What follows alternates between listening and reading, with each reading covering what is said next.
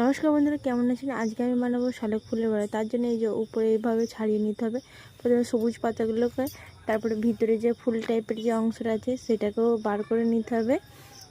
দিয়ে না ভালো করে একটু যেগুলো খারাপ পাতা বা কিছু বেঁচে আড়ে করে ভালো করে রেখে দিতে হবে। এইভাবে ফুলগুলোকে আমি ছাড়িয়ে নিলাম, বার করলাম। আর ভালো লাগলে বন্ধুরা সাবস্ক্রাইব করুন।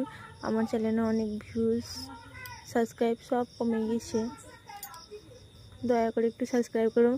আদা রসুন বাটা, পেঁয়াজ বাটা, তার মধ্যে আমি দিলাম বেসন, লঙ্কা গুঁড়ো, হলুদ গুঁড়ো, জিরে গুঁড়ো, একটু চাট মশলা দিলাম, একটু নুন, সামান্য পরিমাণ, আর সরষের তেল, একটু মৌরি, আর খাবার সোডা দিয়ে দেবো, দিয়ে জল দেবো, দিয়ে বেসনের এটাকে ভালো করে ফেটে নিতে হবে একটু ফাইনভাবে। এই যে দেখুন, এই যে নুন হলুদ মাখিয়ে রাখা শালক ফুলগুলোকে বেসনে চুবিয়ে তেলে ছেড়ে দাও। তাহলেই টেস্টি টেস্টি পকোড়া। সন্ধ্যাবেলায় চা দিয়ে খান, সস দিয়ে খান, যেমন খুশি করে খান।